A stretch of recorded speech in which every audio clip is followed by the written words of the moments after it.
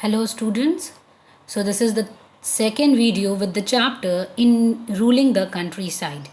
In this chapter we have discussed till now about the company becomes the diwan, that how company became the diwan of Bengal, and they started ruling over here, and they realized that if they will improve the agriculture over here, it will have a regular they will have a regular flow of income. For this, they came up with the idea of land reforms in India. And land reforms of India, we can also call it land revenue settlements. So they came up with different land revenue settlements, and we are going to discuss about the three land revenue settlements in this chapter. So we'll start with the first land revenue system, that is the permanent settlement.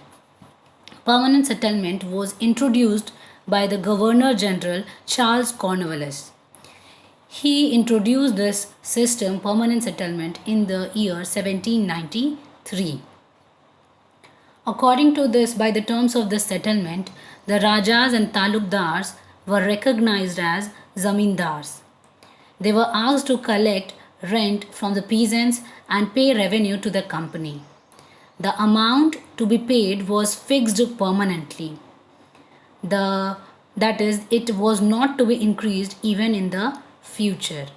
So there were three people who were working in this permanent settlement, that is company, zamindars and the peasants. The peasants used to pay the land rent to the zamindars, and zamindars used to pay the revenue to the company. Here the Rajas and the Talukdars were the Rajas. They were who were conquered by, whose areas were conquered by the company, but they allowed them to rule over there, but they will be subordinate to the company. So these zamindars, Rajas and Talukdars were recognized as zamindars, and they used to give the land to the peasant to work on, and they used to take the land rent from the peasants and pay the revenue to the company. So here are the areas that were under the permanent settlement. So present day Bihar, Jharkhand, West Bengal, Orissa were under permanent settlement. So if it comes to mark an area or mark and label the area where the permanent settlement was practiced. So you will be marking any of these places like Bihar, Jharkhand, West Bengal or Orissa.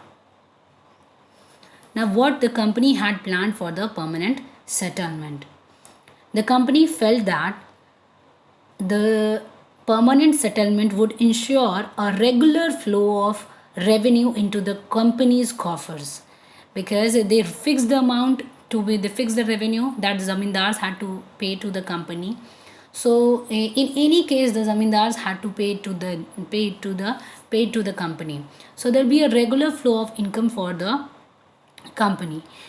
And they realized that since the revenue demand of the state would not be increased, the zamindar would benefit from the increased production from the land.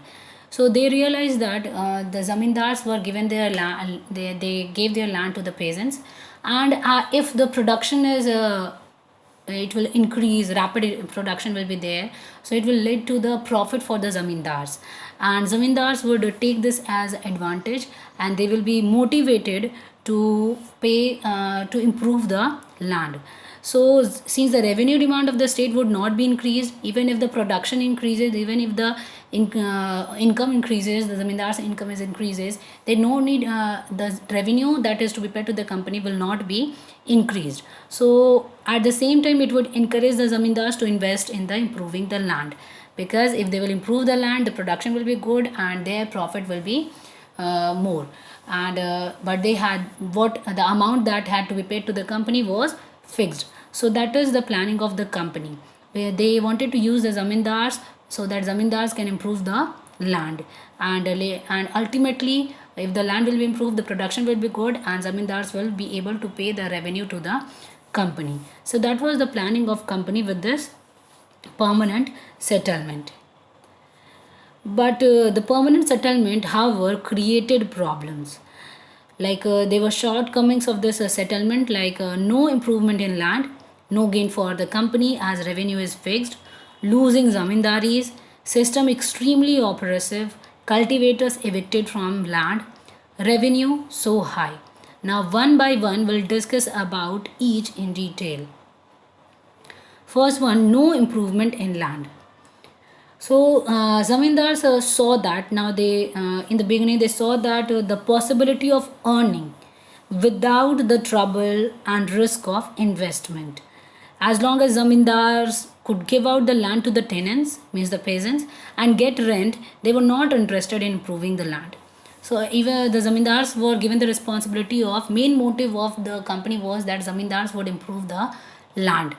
But here zamindars saw the possibility of earning without trouble of risk and investment. Even if they will not invest in land and simply they have given the land to the peasants, and peasants anyhow they are going to pay the land rents what the zamindars needed. So even if they will not improve the land, the peasants will be the tenants will give a regular rent to the zamindars. So it was seen that zamindars were not interested in improving the land. No gain for the company as revenue is fixed. In the first only I have told you all that in permanent settlement the revenue to be paid to the company by the zamindars was fixed. So by the first decade of the 19th century, the prices in the market rose and cultivation slowly expanded and the income of zamindars increased, but no gain for the company as the revenue was fixed.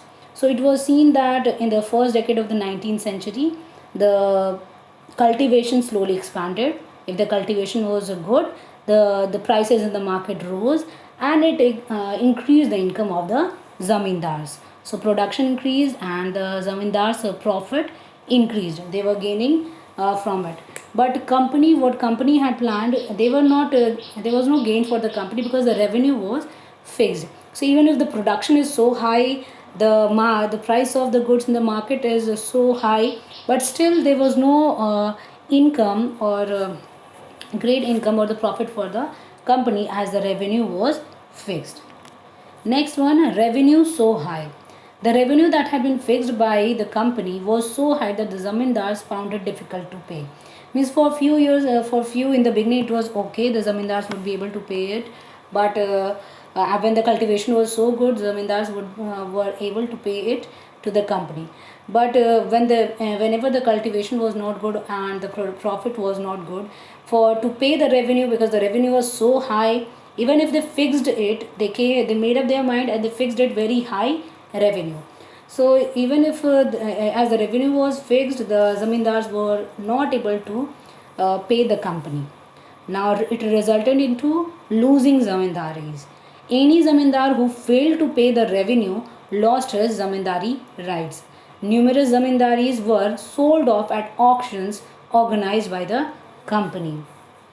So well, the zamindars, some of the zamindars, as it was so high, revenue was so high, they failed to pay the zamindari, and they failed to pay the revenue to the company, and as a result, they had to lose their zamindari rights, and it was sold off at auctions organized by the company. Some people who were interested in becoming the zamindars, they were given their zamindari rights. Next one, that is system extremely oppressive. The cultivator found the system extremely oppressive. They realized the cultivator found as the rent to be paid to the zamindar was high and his right on the land was insecure.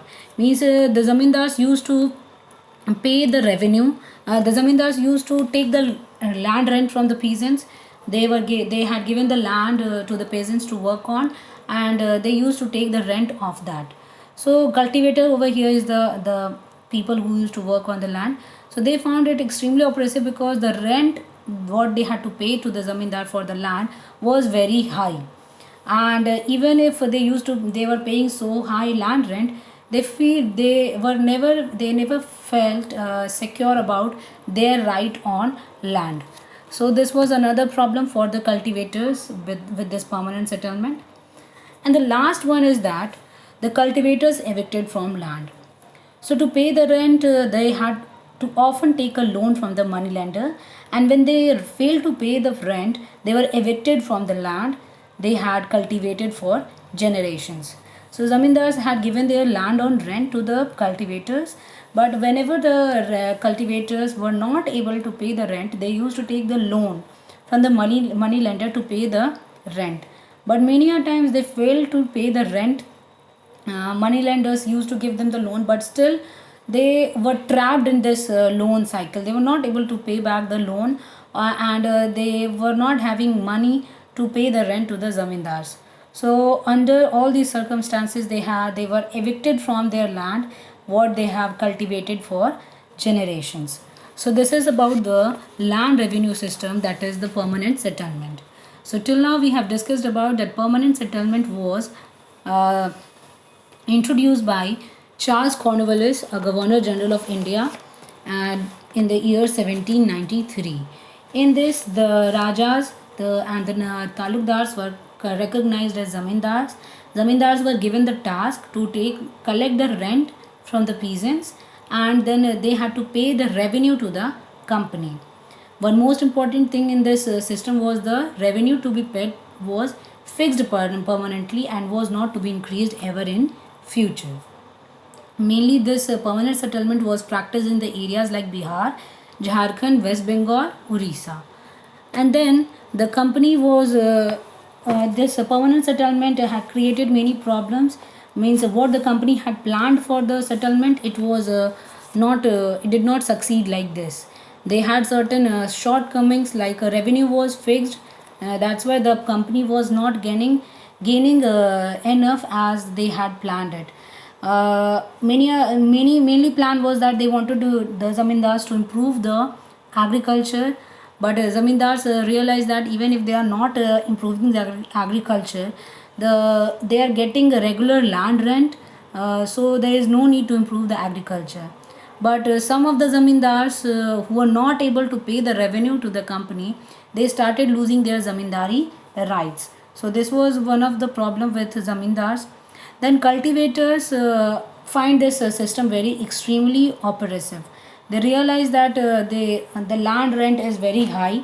Even if they are paying so high land rent, they never felt very confident about their security about their land. If they are not able to pay back the land rent, they used to take loan from the money lenders. Still, they were not able to pay back the land rent. So ultimately, they were evicted. They were evicted from their land, which they had cultivated for generations. So these are the problems that we had with the permanent settlement. So, and we'll discuss about the next land revenue settlement in the next video.